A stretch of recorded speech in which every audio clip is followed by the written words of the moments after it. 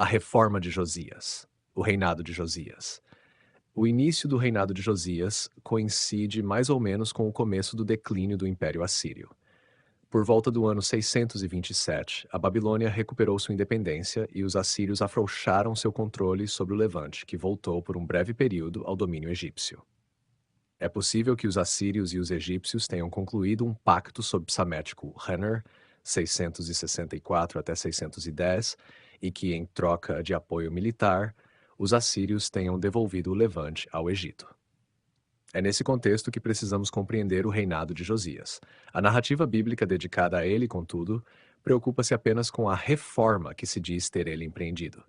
Os capítulos 22 e 23 do segundo livro dos Reis contam a descoberta de um rolo durante obras de renovação no Templo de Jerusalém, no 18º ano do reinado de Josias.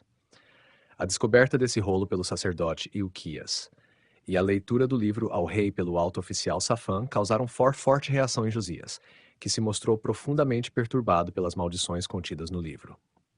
Ele então enviou Ilquias, Safã e alguns outros altos oficiais para consultar a profetisa Hulda sobre o significado do rolo. Ela respondeu à delegação com palavras que possuem muitos paralelos com textos de Jeremias. Anunciou, em particular, uma desgraça que recairia sobre Jerusalém, porque os judeus haviam abandonado Yahvé, mas também pronunciou um oráculo de paz para Josias.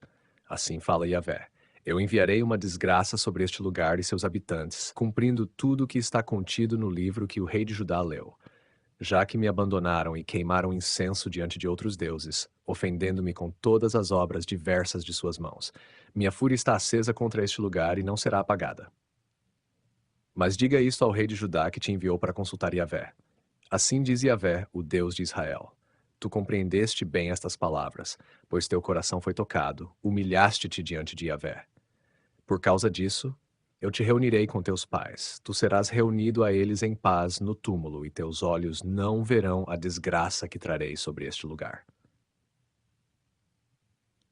Depois que os oficiais transmitiram essa mensagem, o próprio Josias leu o livro a todo o povo e comprometeu-se por aliança com Yahvé. Em seguida, Josias empreendeu importantes modificações no culto religioso em Jerusalém e em Judá, eliminando símbolos como o exército celeste e afastando os sacerdotes de Baal e de Aserá. Ele dessacralizou e também destruiu os lugares altos, os Bamot, os santuários a céu aberto consagrados a Yahvé, e também o Tofet, que parece ter sido um local de sacrifícios humanos. Segundo 2 Reis 23:15, ele chegou até a demolir o altar de Betel, o antigo santuário javista de Israel. Esses atos de destruição tiveram como contrapartida positiva a conclusão de uma nova aliança entre Yahvé e o povo e a celebração de uma Páscoa, 23, versículos 21 a 23.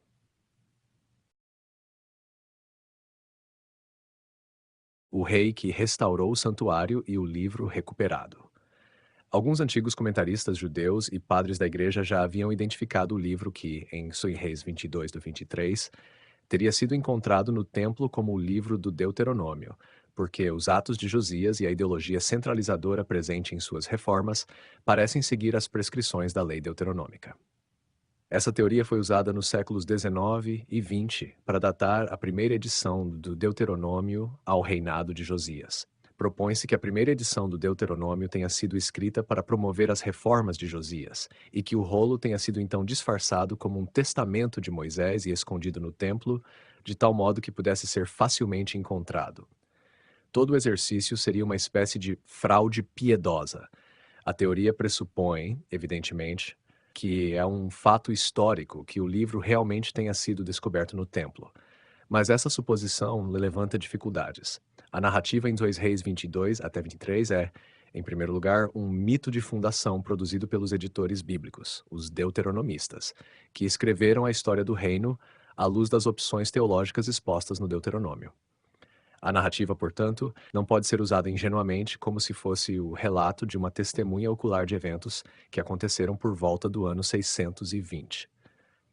Em sua forma atual, esse texto já contém referências à destruição de Jerusalém e ao exílio babilônico. E assim, deve ter sido redigido depois do ano 587, como indicam, por exemplo, os oráculos da profetisa Hulda em 2 Reis 22, 6 e 17. O motivo do achado de um livro é bem conhecido na literatura antiga e geralmente serve para legitimar mudanças na ordem religiosa, econômica ou política. Podemos notar aqui, entre outros exemplos possíveis, um texto hitita do século XIV, no qual o sacerdote Murshili explica em uma oração que havia encontrado duas tabuletas que lhe fizeram compreender por que as terras hititas haviam sido atingidas por uma epidemia. Uma dessas tabuletas destacava um juramento que o pai de Murshili havia feito, mas não cumprira. O padre da igreja Eusébio cita a obra de um certo Filon de Biblos, século Bois, que afirma ter traduzido uma história da Fenícia escrita por alguém chamado Sanchuniathon. Essa história seria baseada em tabuletas muito antigas de Thoth, que haviam sido escondidas pelos sacerdotes e agora eram redescobertas. Uma versão egípcia desse motivo aparece na rubrica final do capítulo 64 do Livro dos Mortos, que só tomou sua forma padronizada no período saíta, 664 até 525. Esse capítulo é apresentado como tendo sido encontrado no templo de Socaris e remontando ao período das origens do próprio Egito. Assim, é possível que a primeira versão da descrição das reformas de Josias não contivesse o relato da descoberta do livro. De fato, a narrativa sobre o sacerdote Hilquias encontrar o livro, no versículo 8, é introduzida de modo bastante brusco no texto e interrompe a primeira cena. É provável, como muitos estudiosos sugeriram, que devamos distinguir duas histórias em Reis 22, a história da restauração e reorganização do templo e a história do achado do livro. Esta última pode ser uma inserção posterior de um redator do período persa, que, no contexto do judaísmo nascente, queria mostrar como o livro, o Pentateuco, gradualmente substituiu o culto tradicional. Esse motivo do achado de um livro também tem paralelos nas tabuletas depositadas nas fundações de santuários mesopotâmicos, que também são frequentemente descobertas por reis ao empreenderem obras de restauração. A inscrição de Nabonido, 556 até 539, o último rei do Império Neobabilônico, que desejava se apresentar como descobridor de numerosos documentos, é particularmente interessante. Eis a história que ele conta sobre a reconstrução do templo de Shamash em Sipar. Um rei anterior, Nabucodonosor, procurou a antiga fundação, mas não a encontrou. Ele construiu um novo templo para Shamash em outro local, mas não era digno de sua elevada condição, nem adequado ao seu status de Deus. Os pináculos daquele templo caíram prematuramente, suas partes superiores desmoronaram. Eu orei a ele, ofereci-lhe sacrifícios e consultei sua decisão. Shamash, o Senhor sublime, havia esperado por mim desde o princípio. Os anciãos da cidade, os filhos da Babilônia, os arquitetos, os sábios, e eu lhes disse: busquem a fundação original. A Assembleia dos Sábios viu a antiga fundação. Eles voltaram a mim e disseram: eu vi a fundação antiga de Naram-Sin, um rei de tempos distantes, o santuário estável de Shamash, a morada de sua divindade. Meu coração se exaltou e meu rosto brilhou.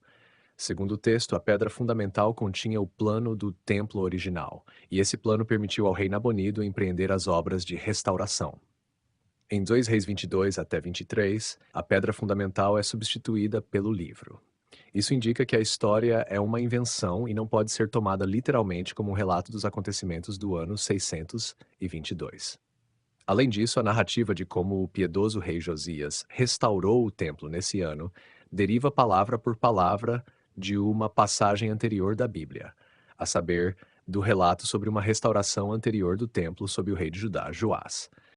A história da restauração empreendida por Joás, que havia sido coroado aos 7 anos, conclui o relato do interlúdio durante o qual a rainha Atália exerceu o poder. Parece que essa narrativa serviu de modelo para a descrição das obras de restauração de Josias, que se tornou rei aos 8 anos. Joás também é avaliado positivamente pelos autores do segundo livro dos reis, embora durante o seu reinado os lugares altos não tenham desaparecido. Os editores dos livros dos reis procuram mostrar que Josias de fato conseguiu realizar o que Joás não foi capaz de fazer.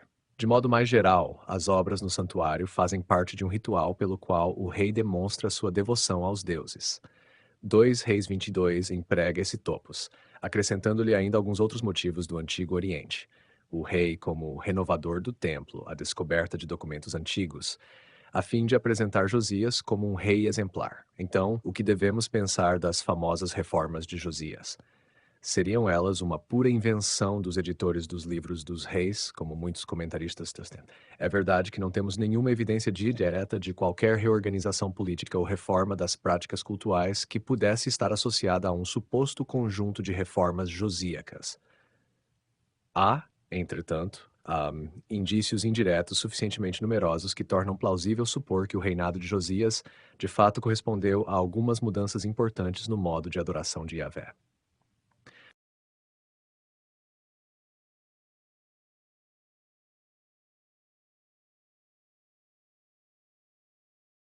Evidências arqueológicas. A arqueologia não pode contribuir muito para provar a historicidade das reformas de Josias. Alguns estudiosos tentaram ver no declínio do santuário de Arad uma evidência de uma política de centralização, supostamente levada a cabo por Josias. Como os arqueólogos encontraram os altares e duas macebás do santuário deitados no chão, isso foi tomado como indicação de que o santuário havia sido destruído pelos exércitos de Josias, mas não há necessidade de adotar essa interpretação. David Ussishkin informa que o santuário não teria sido estabelecido senão no século VII e que permaneceu em uso até o VI século.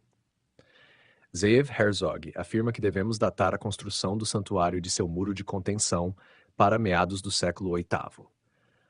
O fato de os dois altares com chifres e as macebás terem sido cuidadosamente colocados sobre o solo significa, na verdade, que provavelmente estavam sendo escondidos no lugar onde foram encontrados. Isso pode muito bem indicar o desejo de tornar o santuário difícil de encontrar durante o período da invasão assíria sob Ezequias. Essas afirmações contraditórias mostram que a evidência arqueológica é difícil de interpretar. Um forte foi construído em Arad sob Manassés ou Josias, mas o santuário não foi restabelecido, o que talvez se relacione com a crescente importância de Jerusalém e, assim, com as reformas de Josias. Evidências glípticas e epigráficas. As reformas de Josias podem se refletir em uma mudança nos tipos de imagens gravadas em selos encontrados em Judá no século VII e VI. No século VII, os selos de aristocratas e altos oficiais frequentemente exibiam motivos astrais e representações antropomórficas de deuses. Em contraste, no corpus de cerca de 260 selos que possuímos do século VI, não há um único símbolo astral ou imagem de um deus, mas apenas motivos mais abstratos. Isso implica que, no início do século VI, os motivos antropomórficos e astrais de repente caíram em desuso entre a elite de Jerusalém. Mais significativamente, após o fim do século VII, já não encontramos desenhos que possam ser identificados como representações do casal Yahvé e Azerá. Também epigraficamente não há inscrições mencionando esse casal em Judá depois das de Kirbet el-Kom e Kuntilet Ajrud. Na inscrição de Kirbet Beit Lei, 8 quilômetros a leste de Laquis, há uma referência a Jerusalém. Essa inscrição é difícil de datar, mas parece afirmar que Yahvé é o Deus de todo o país, o Deus de Judá e de Jerusalém. Se essa inscrição fosse datada do fim do século VII, poderia em certa medida ser considerada como apoio à hipótese de uma centralização do culto de Yahvé. É também digno de nota que nessa inscrição Yahvé é chamado de Deus de Judá e de Jerusalém. Evidências da narrativa de 2 em 23. 2 Reis 23 afirma que Josias suprimiu vários elementos religiosos relacionados ao culto dos corpos celestes. Curiosamente, o culto astral era parte importante da ideologia religiosa neo-assíria. A referência aos cavalos e carros de Shamash, o deus Sol, é historicamente plausível no contexto de uma Judá dominada pela Assíria. Ele suprimiu os cavalos que os reis de Judá haviam instalado em honra do Sol à entrada da casa de Yahvé, junto ao aposento do eunuco Natameleque, nos anexos. Ele queimou os carros do Sol. A importância desse culto solar em Jerusalém também é indicada em uma passagem do livro de Ezequiel. À entrada do templo de Yahvé, entre o vestíbulo e o altar, havia cerca de 25 homens que voltavam as costas para o templo de Yahvé e o rosto para o oriente, prostravam-se voltados para o oriente diante do sol. A iconografia do Antigo Oriente Próximo e do Levante fornece um número significativo de representações de cavalos e cavaleiros, e também de imagens do deus Sol, que é associado a cavalos. Há uma gravura particularmente interessante em uma concha de tridacna encontrada em Sipar, mas originalmente proveniente do Levante e datada do século VII. Ela mostra dois cavaleiros ladeando uma divindade solar que aparece envolta em um tipo de nimbo. Como Yahvé já havia sido assimilado a um deus sol, os motivos solares assírios podiam ser compreendidos em Judá como representações das manifestações de Yahvé. A narrativa da Reforma também menciona uma classe especial de sacerdotes chamados Quemarim.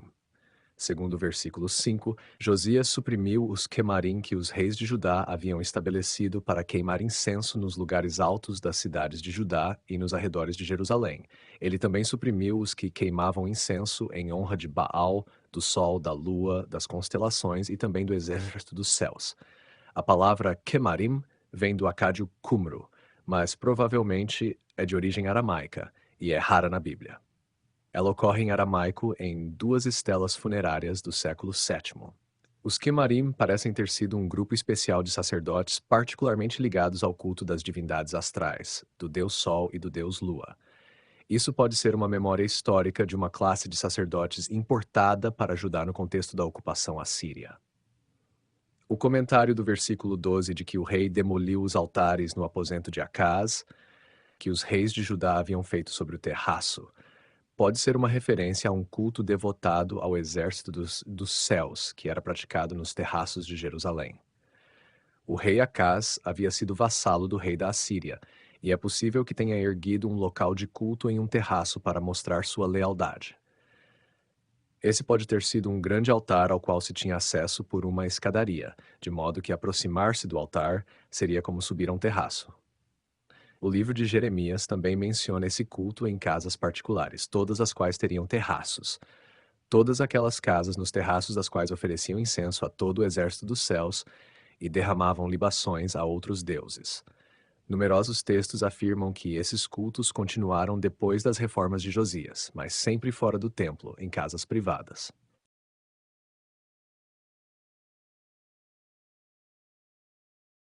A questão da prostituição sagrada. A reforma de Josias também atingiu a prostituição sagrada. O versículo 7 do capítulo 23 afirma que Josias demoliu as casas dos consagrados na casa de Yahvé e onde as mulheres teciam roupas para Aserá. É claro que a palavra Kadesh designa prostitutos masculinos e Kideshá, prostitutas femininas. A demolição das casas de prostituição remete à antiga menção sobre o primeiro rei de Judá, Roboão. Durante o seu reinado, no final do século X, ele estabeleceu vários cultos que desagradaram aos editores da Bíblia e, em particular, foi acusado de ter instalado a prática da prostituição masculina. Wogam Kadesh Hayar Bares. Havia prostitutos no país. O termo Kideash também ocorre em textos ugaríticos, onde parece designar pessoas que não são sacerdotes, mas são dedicadas a uma divindade. Eles podem se casar, ter filhos e ser libertos de seu serviço por decreto real.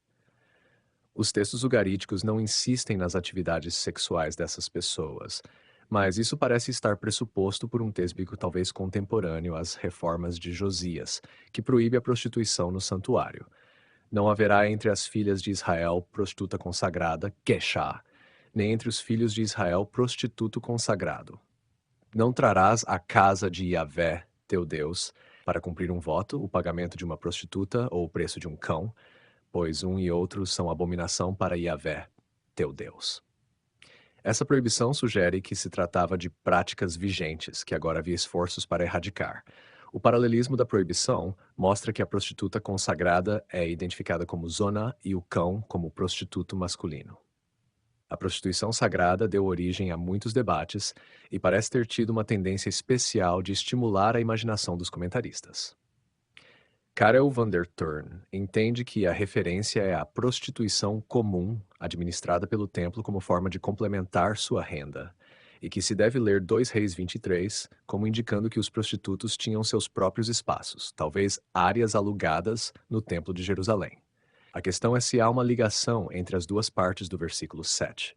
Muitas vezes a segunda parte, que menciona as mulheres tecendo roupas para Será, é considerada um acréscimo, mas não é necessário ler o texto assim.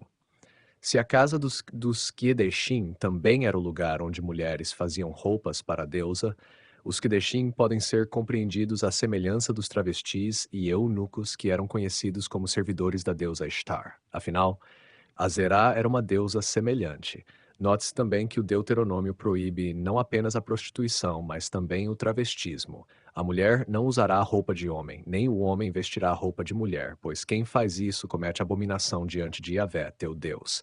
Na Mesopotâmia, a expressão casa de Ishtar pode também designar um bordel, e provavelmente havia uma ligação estreita entre o culto de Ishtar e a prostituição. Textos neobabilônicos de Uruk parecem indicar que o clero alugava mulheres a homens abastados, aparentemente como fonte de renda adicional. É, portanto, plausível supor que havia prostitutas masculinas e femininas no templo em Jerusalém, e se pensava haver uma ligação entre prostituição e Azerá, compreende-se que Josias tenha tentado banir os prostitutos do templo, a eliminação da deusa. As reformas de Josias parecem implicar o desaparecimento da deusa do culto oficial em Jerusalém.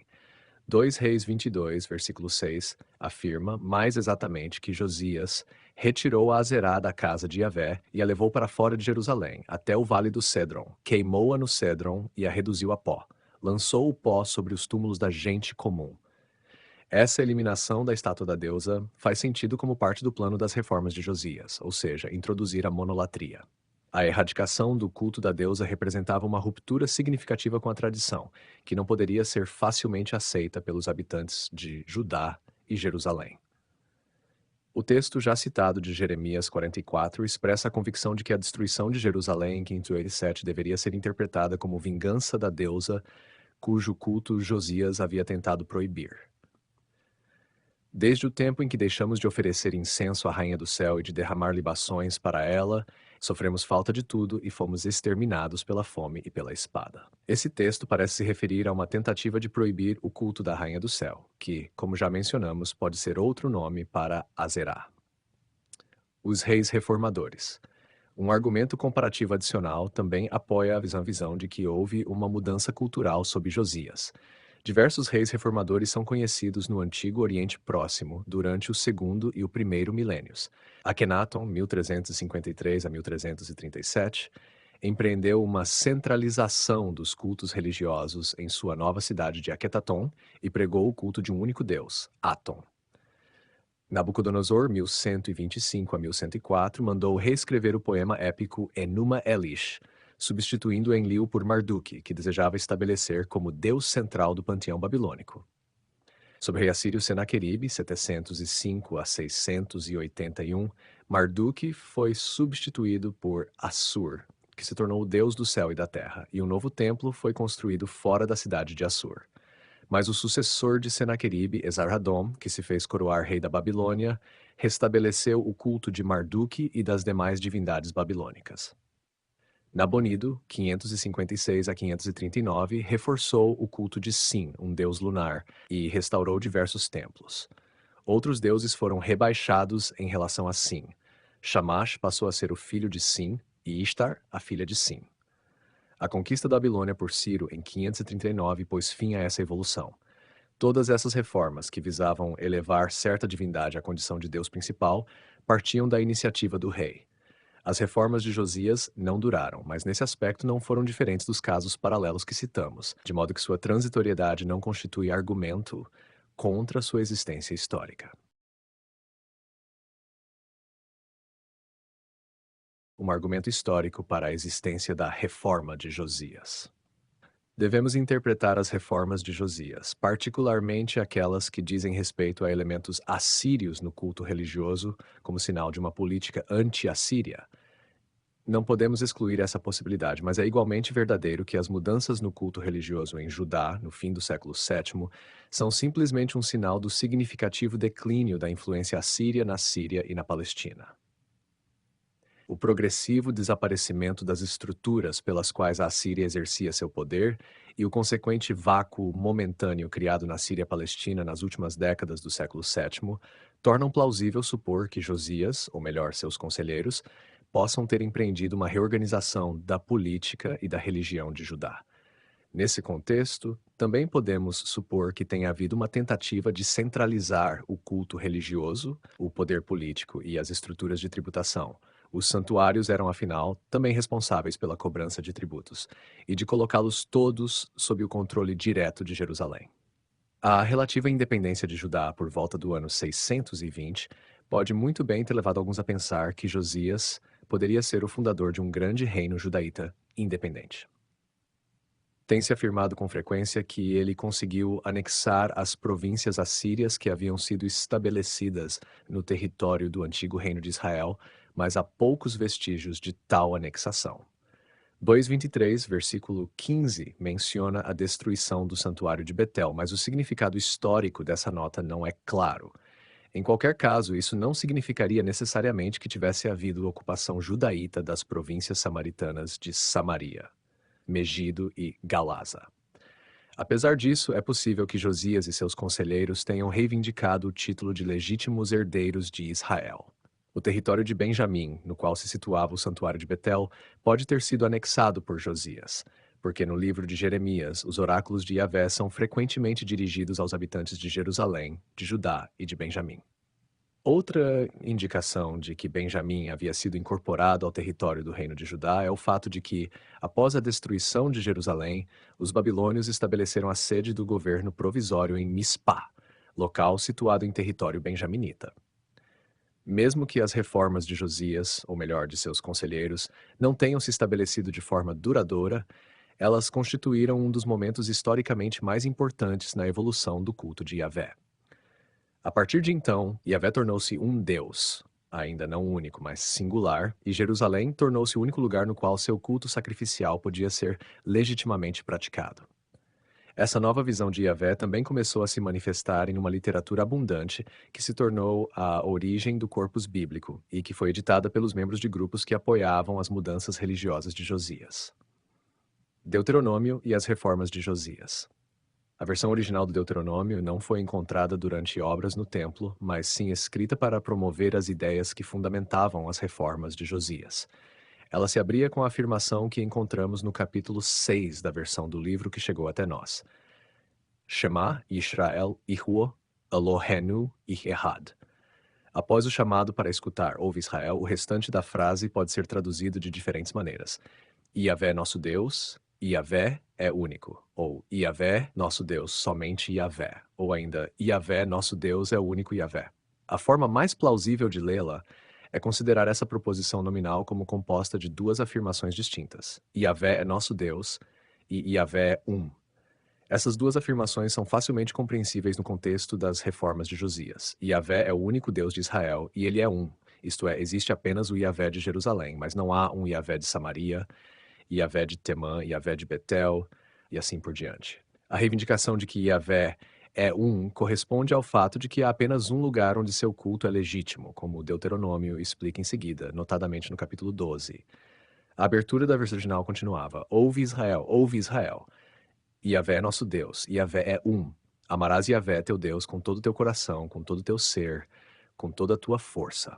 Esses versículos estão claramente ligados às reformas de Josias. Em primeiro lugar, a nota em 2 Reis 23:3, que traz uma apreciação final do reinado de Josias, afirma que ele foi o único rei que cumpriu exatamente as prescrições de Deuteronômio 6. Nunca houve antes dele um rei que voltasse a Yahvé como ele, com todo o seu coração, todo o seu ser e toda a sua força.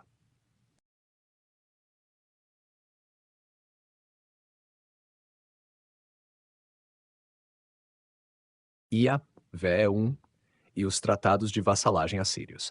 A afirmação da unidade de Yahvé deve ser entendida, antes de tudo, como uma declaração da unidade do culto já vista. A versão original do Deuteronômio se opõe à pluralidade de lugares de culto e de manifestações do divino, afirmando que existe apenas um lugar único para celebrar o culto de Yahvé. Esse foi o slogan das reformas de Josias.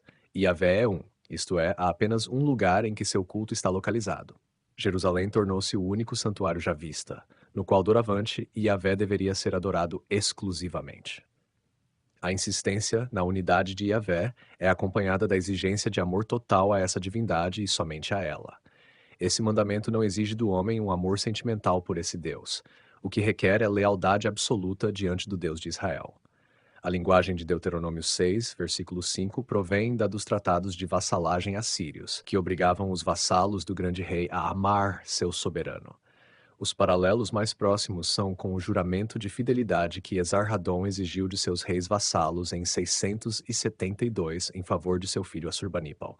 Amarás Assurbanipal, rei da Assíria, teu senhor, como a ti mesmo. Obedecerás a tudo o que ele disser e farás tudo o que ele ordenar, e não buscarás nenhum outro rei, nem outro senhor contra ele. O Deuteronômio segue em grande parte o estilo e a estrutura desse tratado, que o autor do livro pode muito bem ter conhecido. Os paralelos dizem respeito a advertências contra tentativas de revolta e contra submeter-se a outros senhores, como em Deuteronômio 3, mas também a maldições, que Deuteronômio 28 retoma do tratado assírio e aplica a Yahvé. Que Ninurta, o primeiro entre os deuses, te derrube com sua flecha feroz, que ele encha a planície com teu sangue, que alimente a águia e o abutre com tua carne, que todos os deuses mencionados nesta tabuleta de tratado tornem teu solo duro como tijolo, que a chuva não caia de um céu de bronze, em lugar do orvalho, que carvões ardentes chovam sobre tua terra. Encontramos as mesmas ameaças em Deuteronômio 28, que o céu acima de ti seja de bronze e a terra sob ti de ferro. E Yahvé fará com que a chuva sobre tua terra seja pó e areia, cairá até que sejas destruído. Teus cadáveres servirão de alimento para todas as aves do céu e para todos os animais da terra. É evidente que o autor da primeira versão do Deuteronômio se inspirou no juramento de Esarhaddon. Ao aplicar, porém, a exigência de lealdade absoluta a Yahvé, o Deuteronômio faz um movimento subversivo. Israel tem agora um suzerano, a quem deve obediência absoluta. Esse, porém, não é o rei da Assíria, mas Yahvé, o Deus de Israel. A ideologia da centralização. A convocação de Deuteronômio 6, o Shema Israel, está intimamente relacionada com a lei sobre a centralização, formulada no capítulo 12. Esse importante texto foi claramente revisado várias vezes, mas a versão mais antiga, que contém a ideia básica por trás da centralização do culto, ocorre nos versículos 13 a 18. A esse núcleo foram acrescentados, em primeiro lugar, os versículos 8 a 12, que pressupõem o exílio babilônico, e depois os versículos 2 a 7, que insistem em uma separação estrita em relação a outros povos e parecem fazer mais sentido no contexto das preocupações da era persa. Essa sequência cronológica é confirmada pela evolução da fórmula usada para o santuário único. O versículo 14 fala do lugar que Yahvé escolherá em uma de tuas tribos. O versículo 11 menciona o lugar em que Yahvé, teu Deus, escolherá para fazer habitar o seu nome. E no versículo 5 encontramos a menção do lugar que Yahvé, teu Deus, escolherá dentre todas as tuas tribos para lhe colocar o seu nome e fazê-lo habitar. Esse reforço crescente do motivo do lugar escolhido mostra a intenção dos editores de insistir, após a destruição do templo, no fato de que Yahvé deixava apenas o seu nome habitar em algum lugar escolhido, enquanto ele mesmo residia nos céus. Vejamos o trecho contendo o mandamento mais antigo sobre a centralização, proveniente da época de Josias. Cuida para não ofereceres teus holocaustos em qualquer lugar que vejas. Apenas no lugar escolhido por Yahvé, em uma de tuas tribos, ali oferecerás teus holocaustos. Ali farás tudo o que eu te ordeno. Porém, poderás, como desejares, matar animais e comer carne em todas as tuas cidades, segundo a bênção que Yahvé, teu Deus, te conceder. O impuro e o puro comerão dela, como de uma gazela ou de um cervo. Contudo, não comerás o sangue, derramá-lo-ás sobre a terra como água. Não comerás em tuas cidades o dízimo de teu trigo, de teu vinho novo ou de teu azeite, nem as primícias de tuas manadas e rebanhos, nem tuas oferendas votivas, nem teus dons espontâneos, nem tuas contribuições voluntárias. É somente diante de Yahvé, teu Deus, que comerás isso, no lugar que Yahvé escolher. Comerás disso com teu filho, tua filha, teu servo e tua serva, e o levita que está em tuas cidades, e estarás em alegria diante de Yahvé, teu Deus, em todas as tuas empresas. Essa prescrição, antes de tudo, contrasta todos os muitos lugares sagrados, com o santuário que Yahvé escolherá no território de uma única tribo. O Macom aqui pretendido não pode ser outro senão o Templo de Jerusalém, e a única tribo é o Reino de Judá. A mesma ideologia ocorre no Salmo 78, onde Yahvé recusa escolher Efraim, o norte, mas escolhe a tribo de Judá, o Monte Sião, que ele ama. O autor da lei sobre a centralização retoma, portanto, a tradição da eleição de Sião e a faz sua, mas transforma em uma escolha exclusiva, que proíbe a existência de qualquer outro santuário já vista. Esse trecho, contudo, também trata e principalmente das consequências diretas da centralização proposta. O fechamento, pelo menos em teoria, dos matadouros nos santuários locais torna agora necessário conceder permissão para o abate não cultual. A regulamentação dessa inovação ocupa mais espaço do que a promulgação do projeto de centralizar o culto. Ao mesmo tempo, podemos nos perguntar se o trecho em Deuteronômio 12, versículos 13 a 18, contém o decreto original, ou se é uma tentativa posterior de lidar com as consequências da lei que centralizou o sacrifício em Jerusalém e proibiu em outros lugares. Naturalmente, não podemos excluir a possibilidade de que a lei original tenha sido tão amplamente retocada que seja impossível reconstruí-la. No entanto, parece razoável que o decreto que estabelecia a existência de apenas um santuário também tivesse de regulamentar o abate de animais fora de Jerusalém. Se aceitarmos que a versão original do Deuteronômio, escrita em fins do século VII, continha ao menos o núcleo das leis formuladas nos capítulos 12 a 16, precedida pelo Shema Israel em Deuteronômio 6, versículos 4 e 5, e seguida pelas bênçãos e maldições do capítulo 28, então podemos ler o Shema Israel e o início da lei da centralização como uma unidade coerente. Ouve, Israel, Yahvé é nosso Deus, Yahvé é um. Amarás Yahvé, teu Deus, com todo o teu coração, todo o teu ser, toda a tua força. Cuida para não ofereceres teus holocaustos em qualquer lugar que vejas. Apenas no lugar que Yahvé escolher em uma de tuas tribos, ali farás tudo o que eu te ordeno. Esse trecho é organizado em torno de um jogo entre Kol e Ehad. Yahvé é um, e portanto cada adorador deve apegar-se a esse Deus com toda a sua pessoa. A esse único Deus corresponde a escolha de um santuário único em uma tribo única e a rejeição de todos os lugares sagrados e tacitamente também de todas as outras tribos, o que significa o Reino do Norte. Esse trecho é dirigido a pessoas relativamente abastadas, que possuem escravos e que estão estabelecidas em suas próprias terras. A identidade do orador não é clara. É Moisés, Yahvé, o rei, ou um eu anônimo. O Shema Israel, em Deuteronômio 6, versículos 4 e 5, provavelmente é apresentado como sendo pronunciado por Yahvé, mas não é impossível que, na primeira versão do Deuteronômio, fosse o rei, Josias, o orador imaginado. Isso terá acontecido antes da grande revisão do Deuteronômio durante o período do exílio, quando o rolo foi transformado em testamento de Moisés.